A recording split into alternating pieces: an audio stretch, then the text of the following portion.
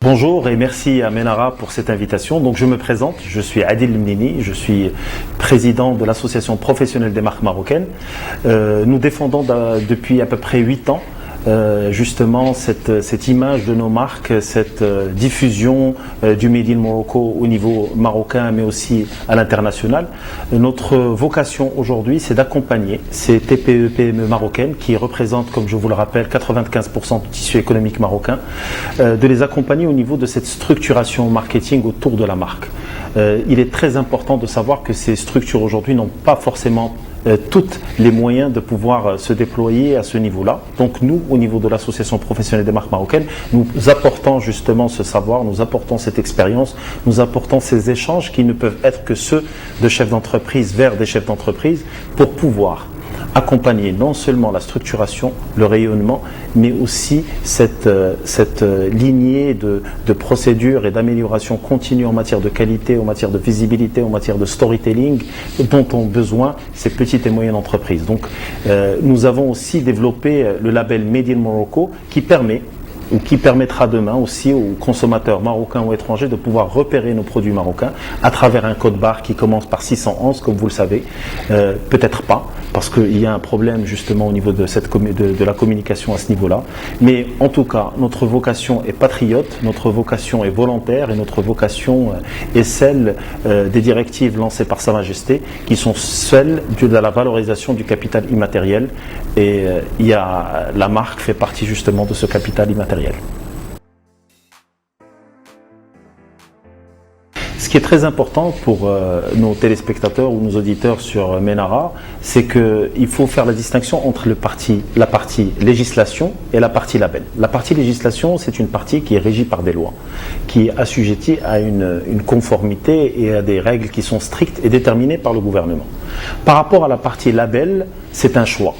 Et ça, c'est un point qui est très important. Aujourd'hui, quand on décide de se labelliser, c'est un choix que prend un entrepreneur, que prend un chef d'entreprise pour pouvoir promouvoir son produit au niveau local ou au niveau international.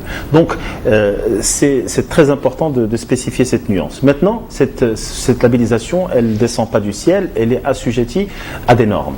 Ces normes, nous avons voulu les adosser à une norme très importante qui est celle de la norme ISO, notamment dans son chapitre 9001, où nous avons voulu structurer la marque sur un certain nombre de procédures.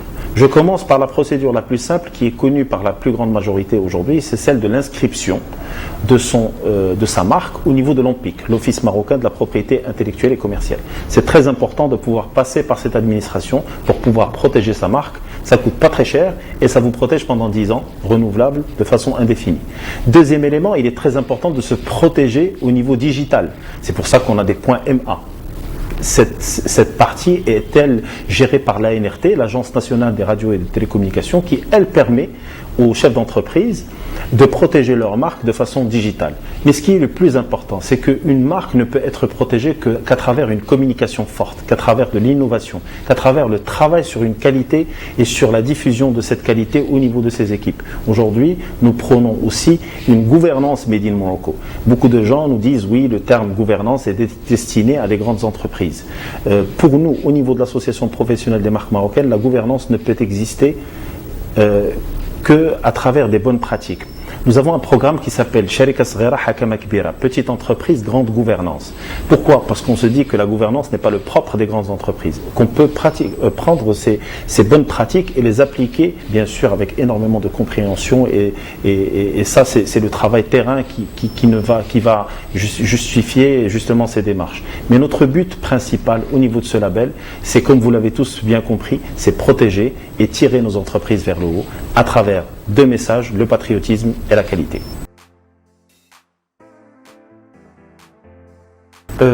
Merci de me poser cette question parce que c'est une question contextuelle, surtout dans cette phase où nous sommes à l'aube d'élections et où plusieurs personnes, plusieurs partis sont en train de surfer sur cette vague, mais on oublie la réalité. La réalité opérationnelle, c'est que le Maroc a toujours été un pays importateur. nous ne sommes pas un pays à vocation industrielle ou sinon on le saurait.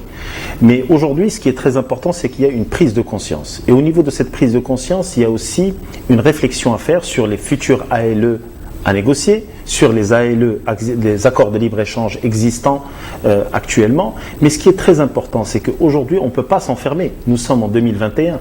Si aujourd'hui notre tissu économique marocain n'est pas concurrentiel, si nos produits fabriqués au Maroc ne sont pas concurrentiels, si on n'arrive pas aujourd'hui à ce que notre Parlement, notre système législatif puisse promulguer une loi sous le nom du Buy Moroccan Act pour protéger justement notre production locale à qualité équivalente, nous ne serons jamais les défenseurs de produits à basse qualité parce que c'est uniquement des produits qui sont fabriqués au Maroc. Aujourd'hui, la concurrence, elle se joue sur la qualité et sur la réponse pertinente aux demandes et aux besoins de nos concitoyens. Si aujourd'hui, des entrepreneurs chinois, turcs ou autres arrivent à répondre à ces besoins, je pense que l'effort doit être fait au niveau de nos entrepreneurs, au niveau de notre tissu économique, au niveau de nos gouvernants. Et ça, c'est très important de le stipuler. Nous ne sommes pas des chauvinistes et nous ne serons jamais uniquement des nationalistes. Nous sommes des patriotes, mais des patriotes qui vont prôner la qualité, qui vont prôner l'innovation et qui vont prôner la mise en avant des ressources humaines marocaines pour pouvoir être compétitifs. Nous avons fait l'exercice, nous pouvons l'être. Nous avons des exemples qui sont aujourd'hui vraiment très encourageants. Continuons sur cette voie, mais restons focus sur le discours, le vrai discours, et évitons de rentrer dans des discussions politico-politiciennes, parce que la réalité du terrain est celle que nous constatons tous les jours aujourd'hui et qui est celle des efforts que doivent encore faire la production marocaine.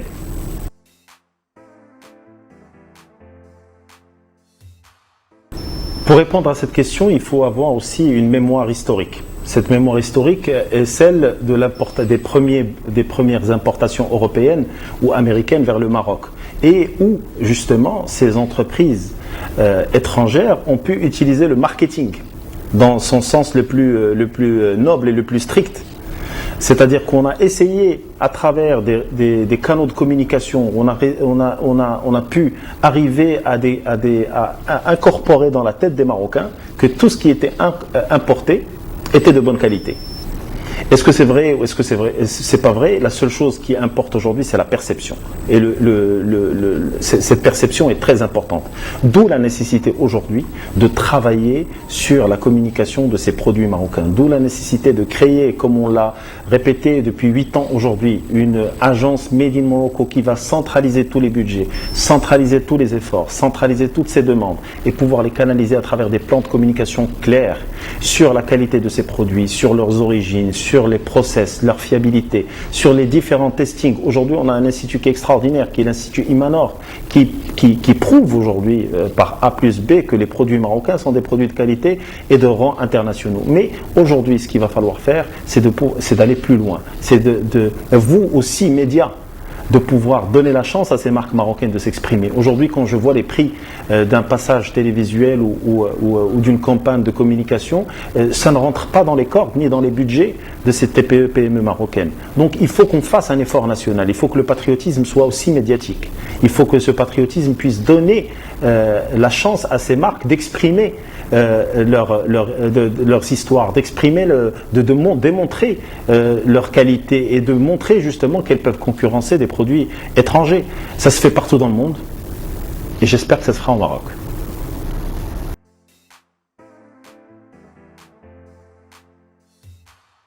Aujourd'hui, ce qui est très important à retenir, c'est que pour pouvoir aller vers une offensive commerciale de nos marques marocaines à l'étranger, il va falloir définir déjà une stratégie claire, basée sur notre potentiel réel. Aujourd'hui, on ne peut pas courir tous les lièvres. On n'a pas les moyens justement de ni les produits, ni la capacité de pouvoir jouer sur tous ces fronts. Notre approche, elle est très claire. Cette approche doit être structurée. Aujourd'hui, l'image qu'on a du Maroc, c'est l'image d'un pays pays où il y a de l'artisanat, où il y a du tourisme, pardon, et où il y a le couscous. Mais est-ce que le Maroc se limite à cette image? Donc il va falloir travailler ce qu'on appelle le nation branding pour pouvoir montrer les capacités de ces femmes et de ces hommes marocains, de ces compétences qui, elles, sont aujourd'hui au niveau de l'offshoring, au niveau de l'industrie, au niveau de l'agroalimentaire. C'est aller communiquer sur le fait que c'est un pays émergent, un pays qui est la porte de l'Europe, un pays qui a une histoire millénaire, un pays où justement cette coexistence entre les différentes religions. J'entendais la dernière fois Madame la ministre du Tourisme annoncer l'arrivée imminente de 200 000 touristes de confession juive au Maroc. C'est une excellente nouvelle. C'est un retour aux sources, c'est un retour à leur pays. Mais qu'est-ce que ces personnes vont manger? Est-ce qu'aujourd'hui on a une industrie cachère made in Morocco? C'est des questions qu'il va falloir se poser. C'est des prérogatives qu'il va falloir très rapidement distribuer pour pouvoir être au rendez-vous. Aujourd'hui, un secteur comme celui de l'hôtellerie doit pouvoir s'adapter à ce nouveau type de clientèle et d'autres. Aujourd'hui, on aura une clientèle peut-être indienne, une clientèle russe, une clientèle anglaise. Il va falloir qu'on puisse être, une nation à géométrie variable. Il faut que notre Made in Morocco soit flexible et puisse répondre justement à cette capacité. Donc, pour être plus attractif, il faut être plus flexible, être plus concentré, avoir une stratégie à long terme. Je vous le disais tout à l'heure, il faudra créer une agence Made in Morocco qui soit indépendante de tout tiraillement politique, de tout intérêt économique. Pourquoi? Parce qu'on parle de la vision du pays sur 25-30 ans. Un gouvernement, ça dure 5 ans. Il faut qu'on ait cette vision. Et une vision doit être accompagnée avec une stratégie. Et cette stratégie doit pouvoir être financée, avoir les moyens de ses ambitions. Et mettre des gens, des femmes et des hommes, qui ont justement cette capacité, qui ont ce patriotisme et qui ont ce benchmark et cette vision à l'international pour pouvoir profiter des meilleures pratiques à l'international. C'est très important. On n'est pas là pour réinventer l'eau chaude, mais on est là justement pour améliorer les choses et pour positionner le Made in Morocco à sa juste place et à sa juste valeur.